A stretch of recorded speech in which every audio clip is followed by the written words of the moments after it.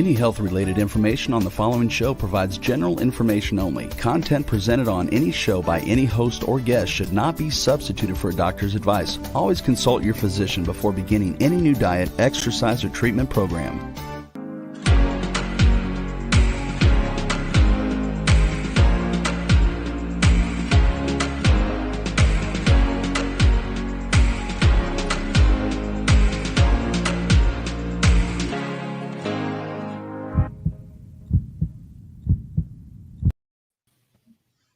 Hey y'all, it's Gail Trico and Christina Nelson with Healthcare 911. And today we'd like to welcome our celebrity guest, Dr. Joe Vitale. Hey, Dr. Joe.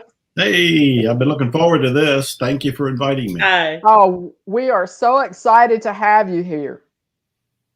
I don't know why, but here I am. Oh, I am a Ho'oponopono fan, and I probably didn't even say it right. Close enough for you to know what we're talking about. Yeah. Right? You know, that from my work, I've worked with Dr. Joe, and I think what I learned from you was, I'm a business owner, and was how to heal trauma in corporate America. And for me, that was a big deal. Was getting over a huge multi-million dollar financial deal that went sour. And so tell people a little bit about what zero limits is and the Ho'oponopono. I probably didn't say it right again, but I think it's amazing. And I wanted to bring you on so you can teach other people about it. Wow. Well, thank you for giving me that opportunity. This is a huge concept, and it'll probably stretch the mind of most people listening. But if they will stay tuned and allow me to tell the story and we can flesh it out a little bit, they're in for a miraculous experience. Zero Limits, as you mentioned, was my first book about Ho'oponopono. And Ho'oponopono, you don't need to know the word. You don't need to know how to pronounce. You don't need to know how to spell it. What we're referring to is a Hawaiian healing method. And this Hawaiian healing method has gotten some pretty spectacular results. The most famous one is the one that captured my attention and the one I wrote about in the first book. And it's the story of a therapist who helped heal an entire ward of mentally ill criminals in the state hospital of Hawaii. Now let's just stop and absorb what I just said. These are mentally ill criminals. They are sentenced to be in this hospital, and they are so violent and so unpredictable, they're being shackled or sedated virtually every day. Doctors, social workers, patients, they're quitting. The turnover is unbelievable because nobody wants to be there. But this unusual therapist goes there and says, I'll work there, but I'm not going to work directly with your patients. I will do Ho'oponopono. Now, what the heck is that? Ho'oponopono is an inside-out approach to healing. And what the therapist did was notice how he felt about the patients when he read their biographies and looked at their medical records and their charts. And whatever he was feeling, he applied this Ho'oponopono technique to it. As he changed, as he felt better about the patients and the inmates, magically, mysteriously, miraculously, those patients started to get better. Within a few months, they were being pronounced as healthy. They weren't being on sedation. They weren't being shackled. They were being allowed to roam free. Eventually, they were being allowed to leave. They were being pronounced as healthy and fit to go back into society. And after 4 years, that entire ward at the mental hospital for the criminally insane was closed. Oh my God. Yeah, this is the most amazing story. I mean, oh my God is pretty much what I said. It is. Right. Plus, not only did I say, oh my God, but I said, I don't believe it. Well, I can tell you about my nursing psych rotation at John Umstead Hospital where Charles Manson was a patient. I hated it. I had to do the 6 weeks to get my bachelor's degree, but I was terrified of those patients. Oh, wow. And I imagine all of us would be. But this is my whole point. When I heard this story, the first thing I said was, oh my God. The second thing I said was, it ain't real. This has to be an urban legend. This is some sort of fiction. But I'm enough of a journalist to think, if it is true, then the world needs to know, because there's something here that can help heal all of us. And that's when I went on a quest. I actually hired a private investigator to go find the therapist, because there was nothing on Ho'oponopono or on him Right. at that time. Now today it's all over the place. I've written 3 books about it. I've done events with him about Ho'oponopono. But back then there wasn't. I had to find him. I attended the first seminar. I interviewed him. I found out the story was real. I actually talked to social workers and nurses who had been at the hospital. They told me all of this. They substantiated all of this. They verified it, all the facts. So this is an amazing story. Now, people that are watching this or listening to this at this point, they're probably going, well, that's kind of cool and that's kind of interesting, but I'm not hanging around mentally ill criminals. So how does this work in my life? Well, the bottom line is how that doctor was able to make a difference with all those patients was by doing something that's probably going to seem really new to everybody listening and watching. What he did was he healed himself.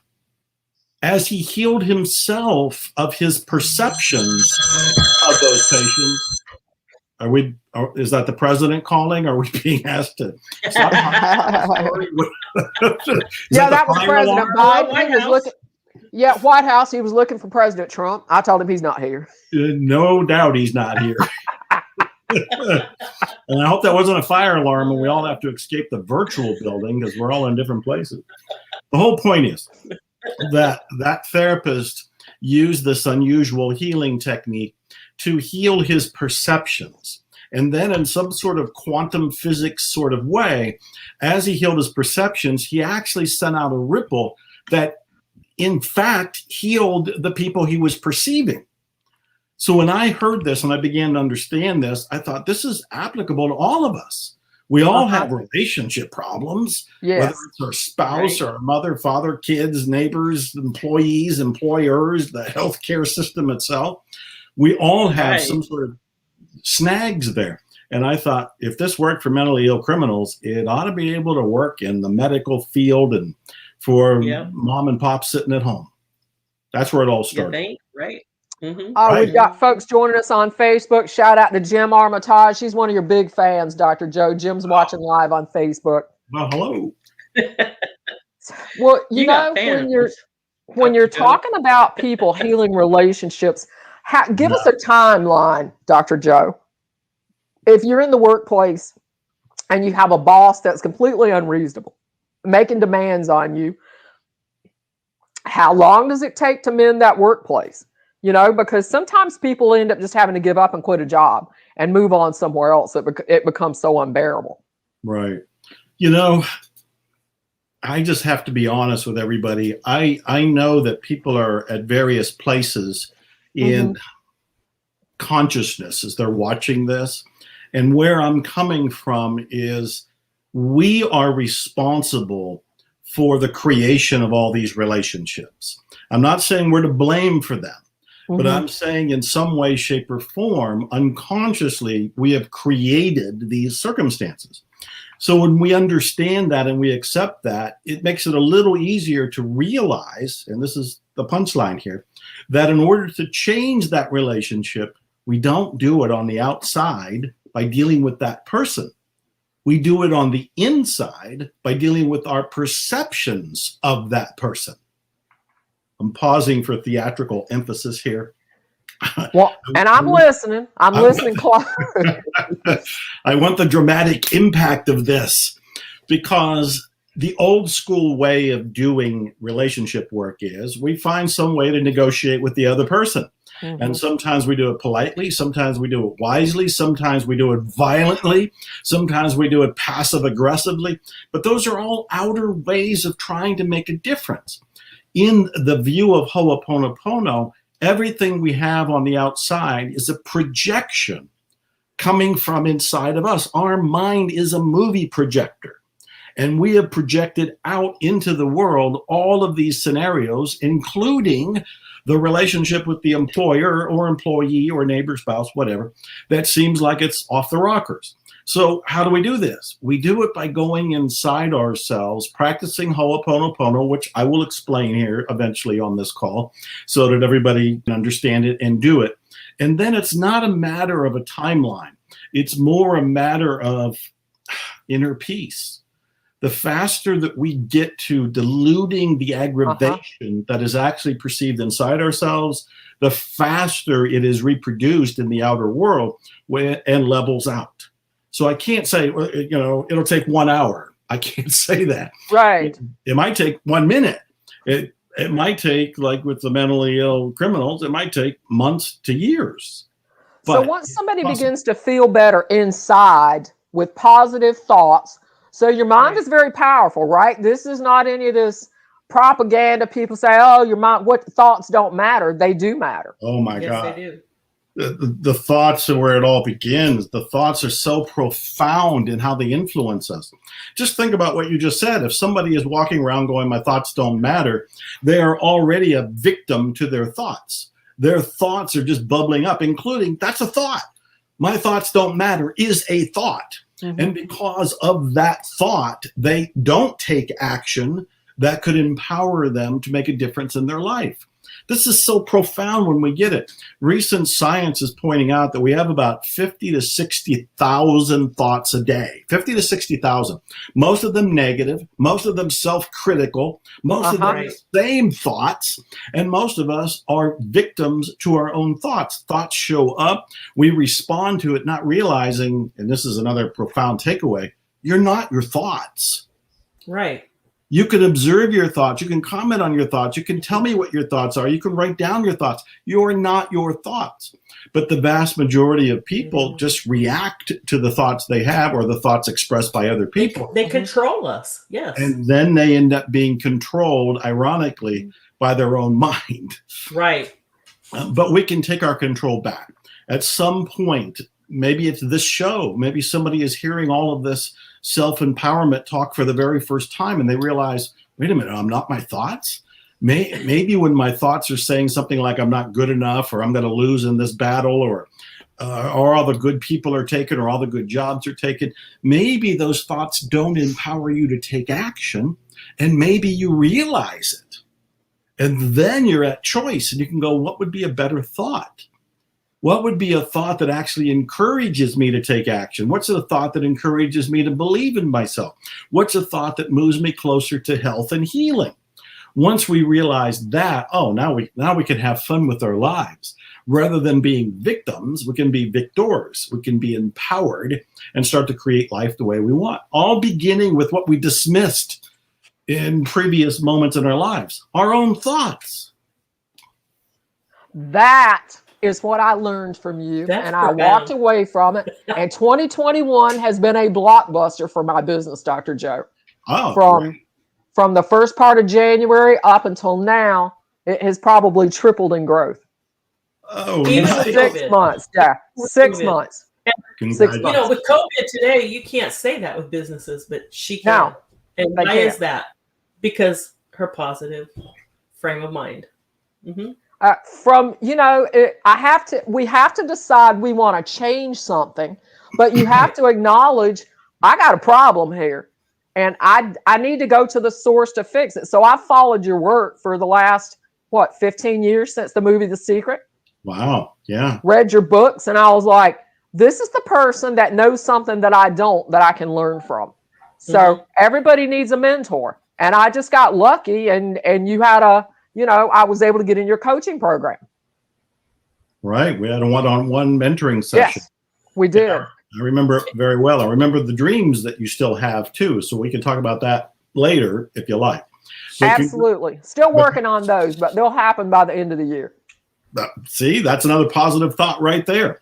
A lot of people will say things like, it'll never happen or it'll never happen to me. We don't know any of that. Those are thoughts that are making beliefs that are being turned into reality, but they're just opinions. A better opinion is maybe it will turn out, and maybe it will be this year, and maybe it's me to do it. Those are more empowering. Those are more thrilling. So this is not only material. I tell patients this that I work with. You can improve your health by improving your thoughts. You know, it's not a guaranteed cure for cancer, but you're certainly going to feel better while you're on chemotherapy or on whatever medications you're on. I think that's very important for people with chronic illness to know. And we do have people that join us every week who have chronic illnesses. And not only chronic illnesses, Gail, but like people with weight loss issues. Yes. And bulimia issues and those kind of issues, because a lot of that is from because I have a I have a weight issue, and it's because of the negative thoughts. And it is. I know it is. So absolutely. Well, there's some basics that work no matter what people are going through. So whether there is a health issue, a relationship issue, a financial issue, a spiritual crisis, I'm just going to kind of, in general, give a few pointers here, if you don't mind me just kind of jumping in and doing this, because I want to be of the most help to people. So no matter what they're going through, first of all, I relate to it. I was homeless at one point. I was in poverty for 10 years. I know what it's like to struggle. I know what it's like to starve. I know what it's like to have a dark night of the soul that lasts decades, not just a night. I know all of that, so I relate to people that might be struggling now. Yeah. So the very first thing is mindset. Our mindset is going to help us move forward, or it will keep us stuck, or it could even drag us backwards. What I'm referring to there is a lot of what we're talking about is having a sense of optimism about the potential for change in our lives, having a sense of belief in ourselves as being capable of learning what we need to know to make a difference and doing what we need to know or do to make a difference. So having the mindset, choosing the thoughts that make us feel good, the thoughts that make us go forward, choosing possibility, that's all in the realm of mindset there. The second thing I want to say is that no matter what people are going through is you have to take action, meaning every day you do something in the direction of what your stated goal is, your stated intention. Those actions can be anything from rewatching shows that you're doing, these here that go up on YouTube or wherever else they go. Reading the books, whether it's my books or the success literature that's out there, goes way back to the 1800s. There's plenty of material to program our mind to believe in ourselves and possibility. And watching things like the movie The Secret. There's been lots of movies that came out since The Secret that all move in the same direction. They're all about empowering us and reminding us of our own power. And the third thing I would do is I would surround myself with people trying to do the same thing. I have gotten the most profound results in my own life is when I aligned myself with somebody in the same program. I was in fitness contests way back in 2005 and 6, the Body for Life and all that. I always did better. I always completed the contest, got honorable mentions. In later years, I won medals because I did it with people going for the same thing. This is in part a mastermind, which is what Napoleon Hill wrote about in his famous book, Think and Grow Rich. And it's just having 2 or more people that are aligned with supporting you. And it's not always family and friends. Sometimes family and friends are the ones who shoot you in the foot because they don't always believe in you and believe in what you want to believe. And in a way, they're trying to protect you by keeping you back. So you have to carefully choose who are your allies. But I think those 3 things, no matter what anybody is going through right now, the positive thinking, and you can read books, listen to audios, watch movies, anything to help you get in that alignment, and taking action every day. I'm a big action taker. I've written 80 books. You don't sit and just meditate about that. You got to go to the typewriter or computer and start doing it. And then 80 books, Dr. Joe? Yeah, somebody else counted. I'm too busy writing books to count my books, but the last I heard, I have 80 books. I'm a musician. I have 15 albums. When I thought about being a musician, which is where it begins with a thought, I didn't know where to begin. But as I started taking action, asking people, reading books, attending concerts, trying to put together my allies and then putting together my band, I created 15 albums in about 7 years.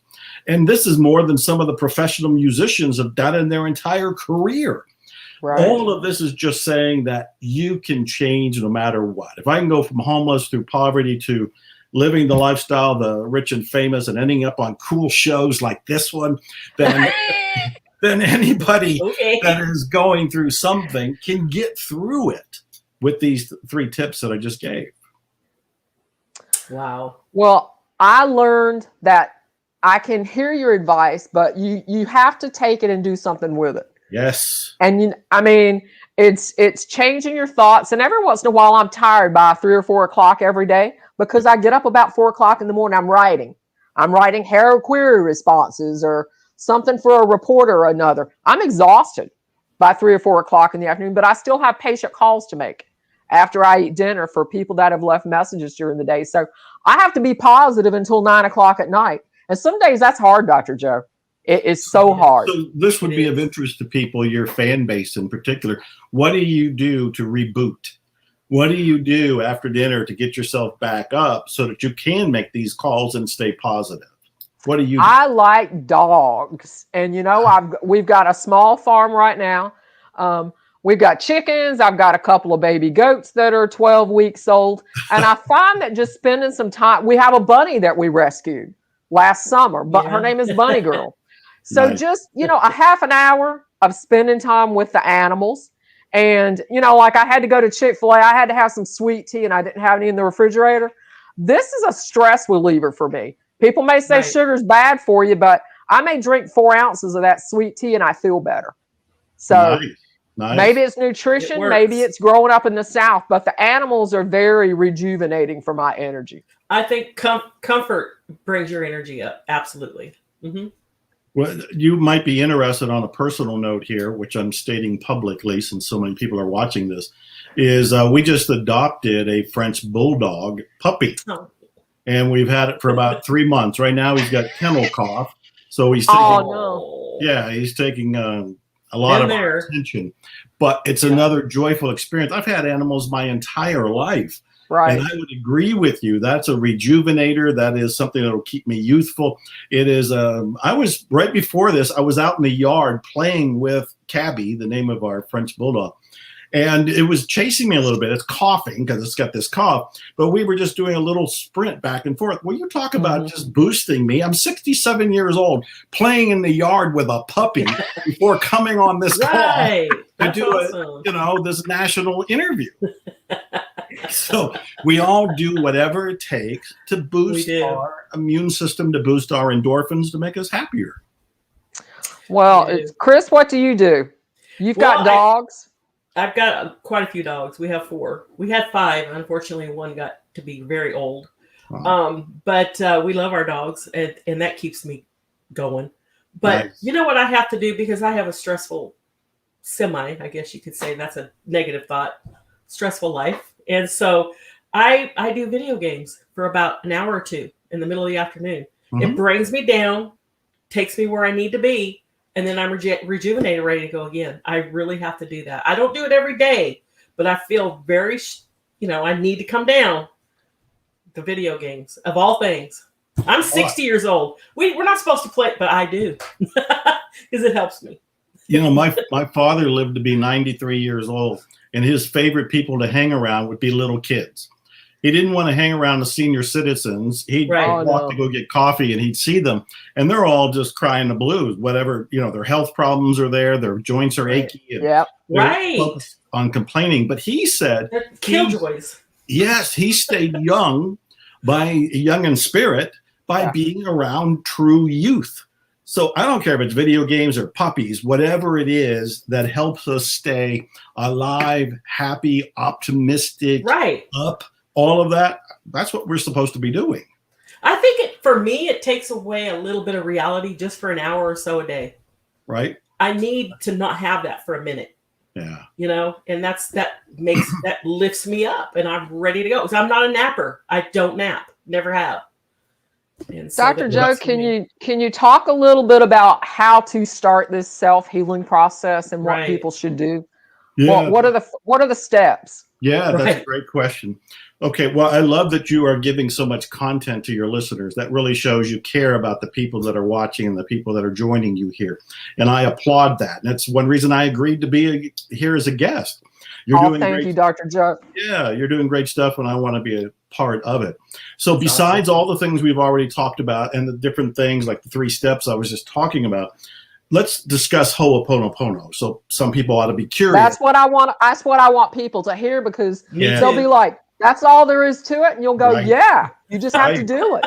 Right. So in a sense, I gave the story and I gave a little bit of the concept behind the story, meaning that philosophically, Ho'oponopono was saying everything that you experience has been created from inside of you. No judgment there, no blame there, no guilt there. It is just a wake up. It is just a realization that, oh, this is what I've been doing. Maybe I should do something different. So when it comes to Ho'oponopono, it's an inside job. What are you doing? Inside yourself, as you're feeling whatever is upsetting you. Again, it could be the employer, it could be the proposal, dealing with a medical doctor, I don't know. Whatever it is that's bothering you, you feel it inside. You don't feel it outside, you feel it inside. So whatever you're feeling inside, you kind of focus on it. You know you got that as an ache right now. And then you say 4 simple statements.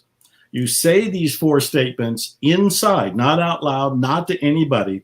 You're quietly saying them inside to your connection to the universe. Everybody write these down as Dr. Joe's going through it you can remember them and do it, okay? With your Post-it notes. Everybody get their Post-it notes out. I got them right here. I got my pen. I love this. So you're saying these 4 statements, which I'm going to give in a second, and you're saying them as a kind of a prayer, as a kind of a petition, as a kind of a request to your sense of a higher power. Now, I was just filmed for a movie about Napoleon Hill, so I reread Think and Grow Rich. He used the phrase infinite intelligence for that higher power. Some people will say God, some people will say the divine, some people will say the universe, some people will say nature. I think we all have a sense that there is something that is bigger and more powerful than itsy bitsy little individual us. So we're saying the 4 phrases to whatever that power source is. I sometimes just call it the great something. All right, what are the 4 phrases? I love you. I'm sorry. Please forgive me. Thank you. I love you. I'm sorry. Please forgive me. Thank you. Is that it? Yeah, that's it. Those 4 phrases.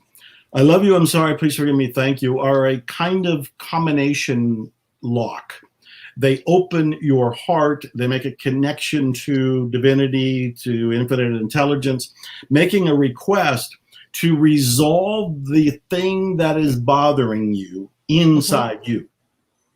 As that ultimately gets dissolved, deleted, erased, corrected inside you, the magic and miracle is it reflects on the outside. Things change, people move, but people make new decisions. All of it without you directly talking to them. You don't even tell them you're doing Ho'oponopono. Think back to the therapist at the mental hospital. He's looking at their records. He's saying, I love you, I'm sorry, please forgive me, thank you. Not to them, not to the records, but kind of like a prayer to the divine. As he's doing it, he feels a little better inside himself. But most remarkably, the patients start getting better as some sort of vibrational result or match or reaction to what he's doing. So let me say one more thing about this, because I want people to get it. It's very easy. You don't have to go read my books. You don't have to take courses. There's lots more to it. But basically, when you say, I love you, I'm sorry, please forgive me, thank you, here's what you're really saying. You're saying, I'm sorry for whatever part of me was unconscious in the creation of this experience. Now, I'm going to stop there because I've done this enough to know that some people will say, I don't want to say I'm sorry. I didn't do anything wrong. and I'll think and explain, imagine you were in a grocery store or you were at the airport and you were on a bus and it's crowded and you're walking around minding your own business and you bump into the person beside you. Don't you naturally turn and say, I'm sorry? Yeah. You don't say it because you're bad. You don't say it because you're guilty. You don't say it because you deserve punishment. You say it because you were simply unaware. You were unconscious. That's it. That is the mindset when you say, please forgive me and I'm sorry, as 2 of the phrases. You're basically saying, I don't know what part of me or even my ancestors, Ho'oponopono will drag in the ancestors. I don't know what part of me or my ancestors contributed to the creation of this perceived problem, but please forgive me for it. Thank you is referring to thank you for resolving this. Thank you for healing this. Thank you for taking care of me. Thank you for this process. Thank you for my life. Thank you is an amazingly transformative statement all by itself. I love you. I love you for healing me. I love you for clearing me of this problem, these perceptions, these beliefs. So the 4 phrases are a kind of a shorthand for a longer request. But if there's something going on, here's how it works. There's something going on in your life right now, and you're bothered by it. All right. First thing to notice is it's not about the other people. It's about you. Something was triggered in you. The trigger isn't out there. The trigger is in you. When you get that, now you can take responsibility and go, okay, I want to take care of this. Then you can say, I love you. I'm sorry. Please forgive me. Thank you. While feeling this, to your connection to infinite intelligence, trusting that it's going to unravel it and resolve it. As you do it, and you can do this repeatedly all day long. I mean, how hard is it to say, I love you, I'm sorry, please forgive me, thank you? The feelings you were having will dilute. And then you can notice as you find your inner peace and inner calmness and inner serenity, the outer will reflect the change. Wow, that makes a lot of sense. That's a wow. I hope everybody's written this down. Dr. Joe, I applied that in the business. In the business world, y'all. Don't tell me it doesn't work, because I know it does. I had a client 20 years ago that didn't pay, and I lost more than $1 million. That's a lot of money in 2000 or whatever it was. And that they still hear that company's no longer in existence, but some of their executives are still in the area. I don't even worry about running into them in Atlanta anymore. I'm like, okay, if I see you, I might recognize you and I might not, and I'd probably say hello. But I'm not worried about thinking, oh, I'd like to go flatten your tires while you're in there having dinner, because that sure crossed my mind. This is every day. How would you apply this to people that may be caught up in the mortgage crisis right now? All that protection is going to be up in the next 60 days that the federal government has offered. Can this apply to that too, Dr. Joe? Concerned. Yeah. Yes. Can you apply this to manifestation and healing your financial situation to, people don't want to lose their house. I lost my earbuds, but. Yeah, I relate. I totally understand all of that. And the answer is yes. Across the board, you can use it for everything you just named and anything else that somebody else might name. The reason I can say that is I've been practicing Ho'oponopono since around 2005. And my first book, Zero Limits, came out around 2007. So I started hearing from people from all walks of life. And then I wrote a follow-up book 10 years later called At Zero. And then this year I wrote another follow-up book called The Fifth Phrase.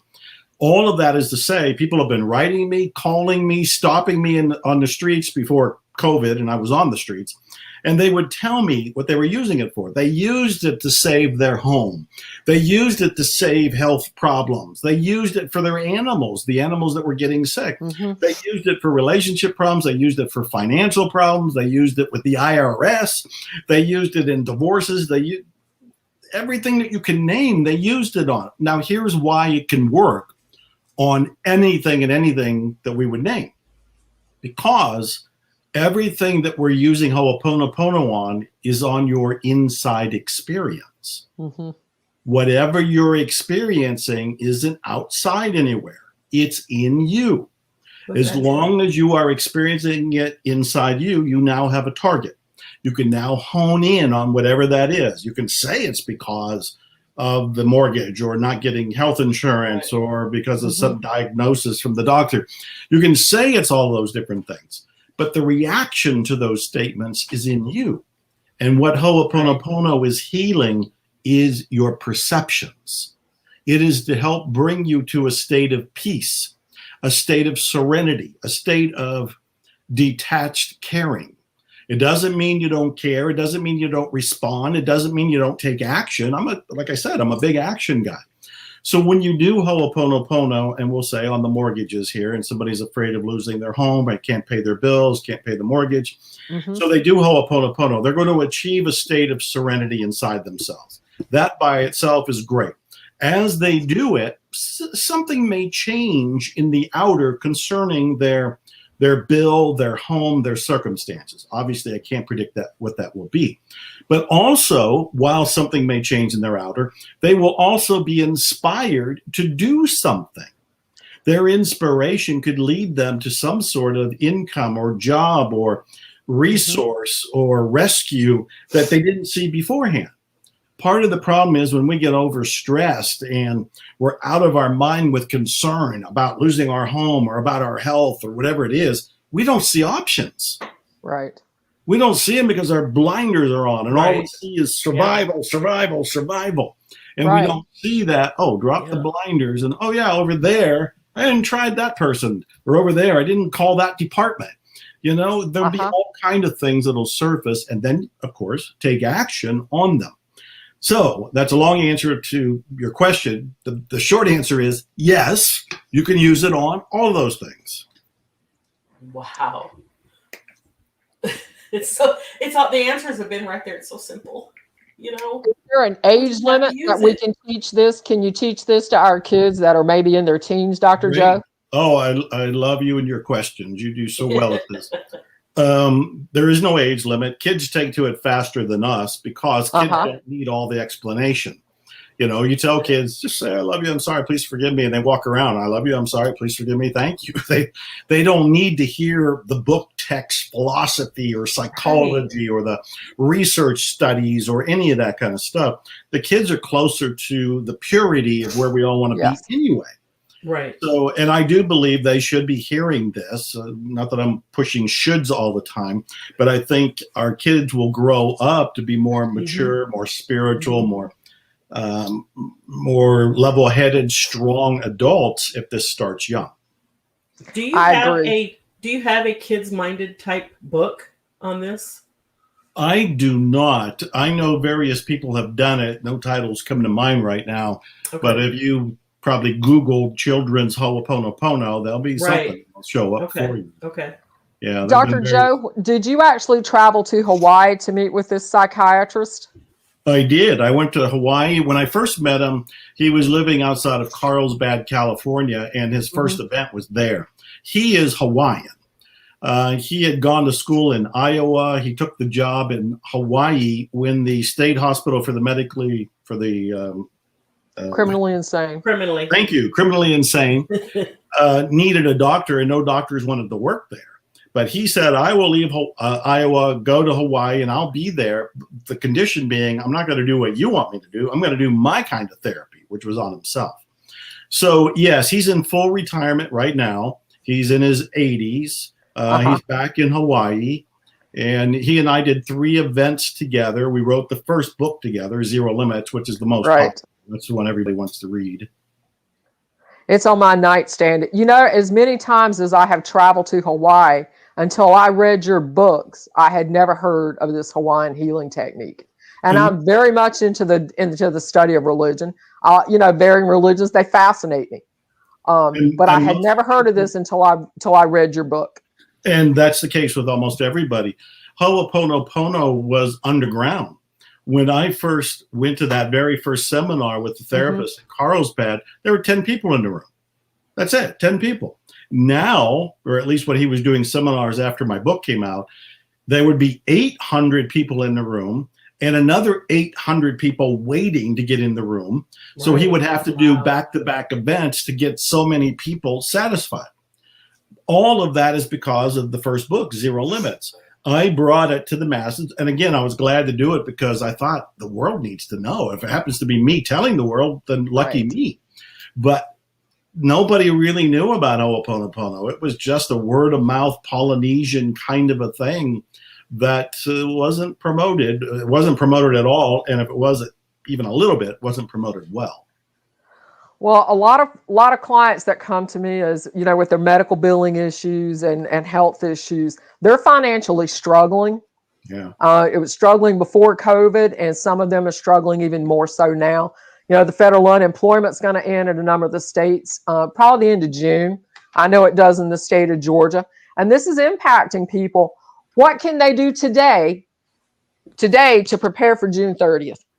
Right. Okay, these are big, important questions, and I don't want to be flippant in my answers. So I want to preface by saying how much I respect what people are going through. The very first thing I want to say is Ho'oponopono, the very basic, simple technique that I've already explained, can help people relax around these issues. Yes. As they relax around these issues, they'll be able to better see what their opportunities, their options, and their choices are. So let's just look at that for one thing there and put it aside. The second is I've kind of specialized in helping people attract money.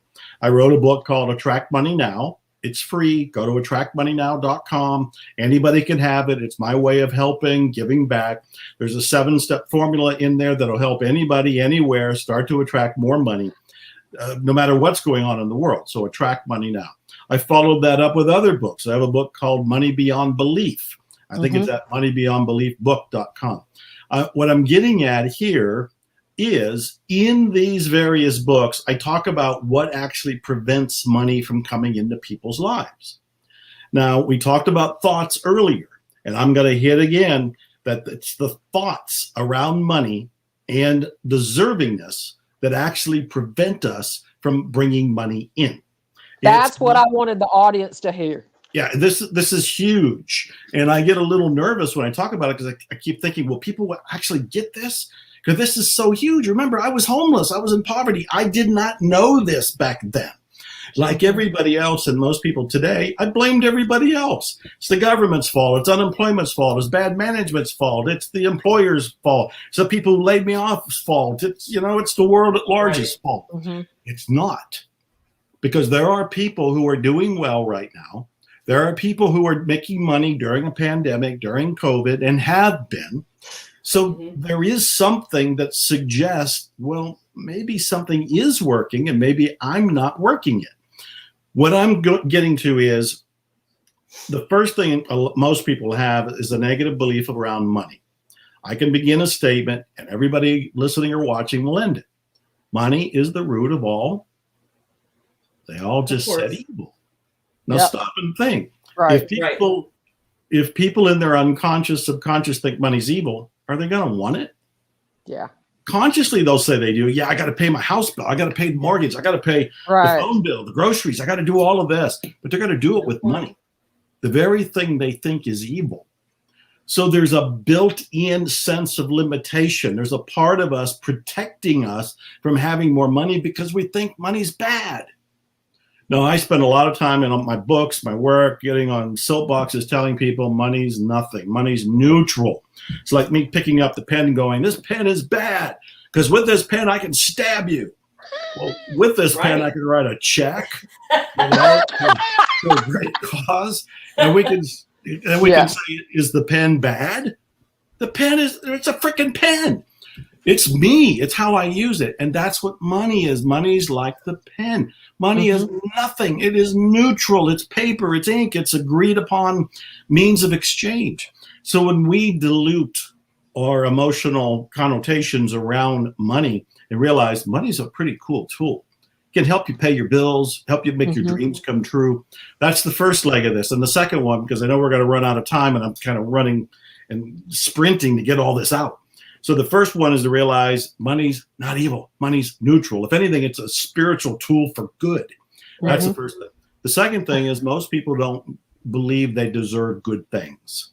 They don't believe that they're good enough. They don't value themselves. Most people have a poor self-esteem. When I was homeless, I didn't have self-esteem. I was going to say it was non-existent. It was gone. There was nothing. I was homeless, for God's sake. It took forever to build it up. If people are struggling right now and they're blaming COVID or they're blaming the political system or the medical, whatever. Right. And that's all we hear. They're giving away their power and they will feel like they don't deserve good because in some way, shape, or form, they're bad, they're lacking, they're incomplete. And so we need to make peace with money and we need to make peace with ourselves. When we do those two things, and Ho'oponopono can help us do those two things, then we can actually start to attract money again or achieve money through natural means, even while there's a pandemic. That is what I wanted the audience to hear because it works, y'all. You can't tell me it doesn't work because I know it does because I do it every single day. I'm getting on board. I can tell you that already. So, oh my Dr. God. Joe, tell the audience if they're interested in connecting with you. I know you have a coaching program. How can the audience reach out to you and people that work with you for coaching? Because I worked with you one-on-one, which I feel was an honor, and I thank you for it. Oh, it was one of my treats. Thank you. Love doing it. There's lots of ways to find me. I'm not hiding. I'm all over the internet and have been since around 1995. You don't hide. He's I've out there. got a $3 3 package incredible item at zerolimitsmethod.com. So if they don't mind a little bit of a self-promotion, zerolimitsmethod.com, take $3. And there are some major packages there that you can have all for the $3. That'll help you find out more about what I'm doing. I'm on Instagram as Dr. Joe Vitale, Dr. Joe Vitale. Facebook, same thing, Dr. Joe Vitale, Dr. Joe Vitale. Website, joevitale.com. If you Googled my name, you'd turn up all kind of stuff. Well, I think I'm there. my first exposure to you, of course, was the movie The Secret. Yes. And I said, Great who is this guy? So then I started reading your books. And if you've got 80 books out, I have not read 80 books. I've got some more work to do, Dr. Joe. You got some work to do. Yes, I read a lot of books. Well, tell us a little bit about your television. Do you have anything coming out soon that people can see? There is some stuff coming out. I've been posting a lot of videos on Instagram, some of them excerpts from the TV show. I also have a lot of videos on YouTube, also excerpts. Also, at that zerolimitsmethod.com, one of the things people will get for the $3 are some of the episodes from the TV show that I have recorded. So I have many things going on. I'm in about 20 movies. I was just filmed for one about Napoleon Hill and his famous book, Think and Grow Rich, which I highly recommend. Even though the book came out in 1937, it's going to seem a little dated and male-dominated. The principles in it have stood the test of time. And more people have become a millionaire from reading Think and Grow Rich than any other book that I can ever imagine. I'm writing it down. I just followed you on Instagram, just so you know. Oh, well, thank you. Thank you. You're on Facebook as well, because I see you're in my Facebook feed. I'm on, I see your Facebook post every day when I log into my business page. Yeah. So I'm encouraging the audience. Dr. Joe's giving lots of free information out. The videos are positive. They're short. They're probably 3 minutes or less that are being posted. And it's a lot of information. I walk away with something that I learned from Dr. Joe Vitale every single day from your social media. Every day, Dr. Joe. Joe, can you give us the name of that book one more time that you just mentioned? Think and Grow Rich. Yes. Thank you. Napoleon Hill. That's easy to find. It's been around. They've sold, 100 million copies of that book. Oh, wow. So we should all do so well. But I think we can when we read the book, Think and Grow Rich. Dr. Joe, thank you so much for taking time out of your busy schedule to be with us today. We are so grateful to you. Is there anything else you'd like to share to the audience? We got a couple minutes left. I would just say the important thing is each of us has a piece of the puzzle to play in the game of life. It's different for each of us. I mean, you have your own thing to do. I have mine. I'm an author, speaker, occasionally musician. That's the role I play. But whether it's being a plumber or being a clerk or being a parent, whatever it happens to be, there's something that the great something, infinite intelligence, has assigned to us as kind of our mission. And the more we can follow our mission, the more life works for all of us. So I'm encouraging everybody to tune within, see if they can locate their mission, and then start pursuing it. Because the wealth, the riches, the health, the happiness, they're all on that road. We had one question just come through on the screen from Facebook. Sure. Can you offer a comment on the death of a spouse to somebody going through that over the last few days? Yeah, I can, because, my father's birthday would be today and he has died. So I know what it's like to grieve. And I know what it's like to grieve for a very long time. Grief is natural. Grief is natural. A lot of people, including yourself, are going to want to fight it. You're going to want to dismiss it. You're going to want to put out the pain. You're going to want to put out the fire because it hurts. And what I am saying is that it's okay to hurt. It's okay to miss the person that was just passed. It's okay to feel grief because grief is natural. Over time, it'll lessen. My first wife died in 2004. I think I cried every day for a year. I still miss her today, but I don't cry every day. Over time, it will lessen. It will lighten. With time, all things heal. But grief is okay. Dr. Joe, thank you. We're out of time. We want to thank everybody for joining us with Healthcare 911. We have a large listening audience of healthcare workers in Guatemala and Nicaragua. Te paso un buen fin de la semana. And we'll see y'all next week on Healthcare 911. Thank you, Dr. Joe. Thank you, you, Dr. Joe. Thank you all. Godspeed to everybody. Thank you.